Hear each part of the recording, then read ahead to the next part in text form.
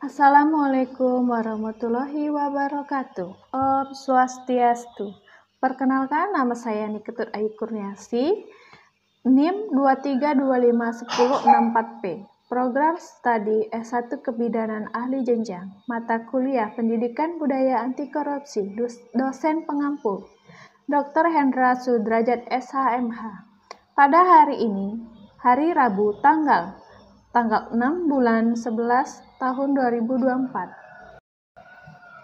Saya akan menjelaskan pencegahan dan pemberantasan korupsi menurut teori konstitusi Nusantara. Teori konstitusi Nusantara sebagai suatu teori baru yang ditemukan dari hasil riset pada tahun 2016 di Malang, Provinsi Jawa Timur oleh Dr. Hendra Sudrajat SHMH. Sebagai peraih rekor muri dokter hukum tata negara termuda di Indonesia dengan lulusan cum laude tahun 2011. Dan saat ini menjabat sebagai Direktur Dumantara Riset Institute dan Wakil Rektor Universitas Kadar Bangsa. Teori konstitusi Nusantara merupakan teori yang menjelaskan mengenai konstitusi dan peraturan perundang-undang yang berlaku di masa lalu, yakni pada masa kerajaan dan kesultanan Nusantara, dan berfungsi sebagai nilai dan keteladanan berkonstitusi dalam kehidupan berbangsa dan bernegara saat ini, termasuk untuk mencegah terjadinya korupsi yang sedang marak di Indonesia. Dalam teori konstitusi Nusantara memiliki bahasa yang berhubungan dengan mata kuliah Pendidikan Budaya Anti Korupsi.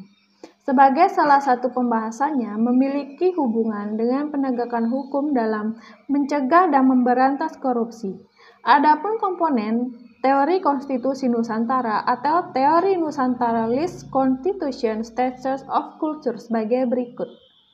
Poin pertama, People's Habitat atau kebiasaan masyarakat. Pada masa kejayaan Nusantara, terdapat kehidupan masyarakat yang memiliki tradisi dan kebiasaan para pemimpin masyarakat di kala itu. Kebiasaan para pemimpin dan tokoh masyarakat sebagai suatu cerminan keteladanan dalam bermasyarakat. Keteladanan tersebut terlihat dalam perilaku dan tindakan yang diikuti oleh anggota kelompok masyarakat yang menjadi modal terbentuknya suatu masyarakat, sehingga di mana ada masyarakat di situ terdapat hukum. Dalam pencegahan korupsi, perlu diawali dengan kebiasaan, perilaku dan sikap yang baik, seperti menjadi teladan dalam hidup dengan menjadi pelopor anti korupsi di kalangan mahasiswa dan masyarakat. Poin kedua, living law atau hubungan yang hidup. Keteladanan yang muncul dari kebiasaan baik para tokoh masyarakat kemudian melahirkan hukum yang hidup, yang sebenarnya menciptakan hukum tidak tertulis dan hukum yang tertulis. Terdapat banyak hukum yang hidup dalam masyarakat, khususnya bagi masyarakat adat yang ada di Indonesia. Hukum yang hidup ini menjadi tradisi dan adat istiadat masyarakat Indonesia dan dijamin dalam konstitusi. Budaya, malu untuk mengambil yang bukan hak miliknya. Sesungguhnya bagian pendidikan anti korupsi yang memiliki daya tangkal yang efektif. Poin ketiga, power of king atau kekuatan pemimpin. Dalam sebuah kepemimpinan dibutuhkan suatu kekuatan pemimpin dalam menggerakkan kepemimpinannya. Sehingga dalam teori konstitusi Nusantara dijelaskan bahwa hukum yang hidup tadi menjadi kekuatan pemimpin untuk menjalankan kepemimpinan pemerintahannya dan berlaku di setiap tingkat kepemimpinan, baik dari tingkat pusat sampai tingkat daerah. Kekuatan pemimpin menciptakan ketegasan dalam pemberantasan korupsi di Indonesia. Nomor 4, Royal Constitution atau konstitusi negara. Teori konstitusi Nusantara menjelaskan poin penting dari suatu konstitusi adalah materi muatan konstitusi, sehingga konstitusi negara berfungsi untuk mengatur tatanan bernegara, termasuk untuk membatasi, mengawasi kekuasaan untuk tidak korup, mengatur distribusi kekuasaan negara agar tidak terjadinya penyalahgunaan wewenang negara. Konstitusi negara terdiri dari konstitusi tertulis dan tidak tertulis dapat bekerja maksimal untuk mencegah dan memberantas korupsi di Indonesia. Poin kelima, archipelago teori atau kewilayahan Nusantara atau kedaulatan negara. Teori Konstitusi Nusantara memberikan penjelasan bahwa kedudukan kewilayahan Nusantara yang paling penting. Penjelasan kewilayahan Nusantara sama artinya dengan kedudukan kedaulatan negara. Hal ini memberikan pemahaman secara umum bahwa negara terbentuk dari sebuah wilayah dan kedaulatan masing-masing negara. Di samping berasal dari rakyat dan pemerintahan, sehingga kewilayahan, posisi keilmuannya penting untuk memperkuat posisi negara. Menurut Dr. Hendra Sudrajat SH, MH, penguat masing-masing kewilayahan dalam pencegahan dan pemberantasan korupsi perlu dilakukan yang dimulai dari keluarga masing-masing, sehingga korupsi dicegah dari keluarga, yang pada akhirnya menjadi suatu kedaulatan hukum negara yang bebas dari tindak pidana korupsi. Di samping itu, ke dalam kajian wilayahan, menurut Dr. Hendra Sudrajat SHMH bahwa KPK perlu dibentuk di tingkat provinsi dan kabupaten atau kota, mengingat maraknya korupsi di tingkat daerah. Sehingga dengan keberadaan KPK secara kelambangan di tingkat daerah dapat bekerja secara hierarkis dengan KPK yang ada di pusat.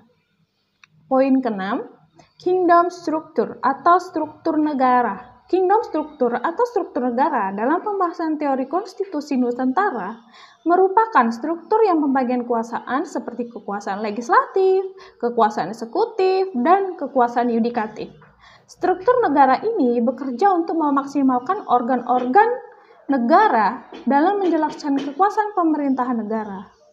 Menurut Dr. Hendra Sudrajat SHMH, negara memiliki suatu komisi negara sebagai cabang kekuasaan negara, seperti Komisi Pemberantasan Korupsi yang berwenang memberantas korupsi di Indonesia. Poin ke-7, Konsensus Legislation atau legalitas konsensus. Teori Konstitusi Nusantara menjelaskan bahwa konsensus legislatif atau legalitas konsensus merupakan kesepakatan antara pemimpin dan rakyat dalam suatu negara. Menurut Dr. Hendra Sudrajat SHMH, bahwa konsensus legality dalam teori konstitusi Nusantara pada pemberantasan korupsi adalah terbangunnya kesepakatan bersama berupa penguatan karakter berupa integritas dan komitmen dalam memberantas korupsi, bahwa korupsi adalah musuh bersama dan ancaman serius bagi kehidupan berbangsa dan bernegara di masa yang datang. Poin ke-8, State Regulation atau regulasi negara. Regulasi negara dalam teori konstitusi Nusantara yang terdiri dari Undang-Undang Dasar Negara Kesatuan Republik Indonesia tahun 1945, undang-undang lainnya, serta peraturan lain yang berada di bawahnya. Sehingga sebagai bagian dari kategori state regulation, dalam kajian teori konstitusi Nusantara terdapat peraturan perundang-undang yang berhubungan dengan pemberantasan korupsi, yakni Undang-Undang Republik Indonesia tentang Pengadilan Tindak Pidana Korupsi dan Undang-Undang Republik Indonesia yang mengatur tentang Komisi Pemberantasan Korupsi. Kedepan, menurut Dr. Hendra Sudrajat SHMH, dalam aspek state regulation atau regulasi negara, diperlukan peraturan daerah tentang pencegahan dan pemberantasan korupsi yang berlaku di masing-masing wilayah provinsi dan kabupaten atau kota Indonesia. Poin ke-9, Value Transformation atau transformasi nilai. Dr. Hendra Sudrajat SHMH sebagai penemu teori konstitusi Nusantara selalu mengatakan bahwa Indonesia today and tomorrow is the reality of the archipelago in the past, yang artinya Indonesia hari ini dan esok adalah kenyataan Nusantara di masa lalu. Sehingga komponen terakhir teori konstitusi Nusantara menjelaskan value transformation atau transformasi nilai konstitusi Nusantara di masa lampau yang dapat dijadikan sebagai keteladanan dalam pencegahan dan pemberantasan korupsi di Indonesia.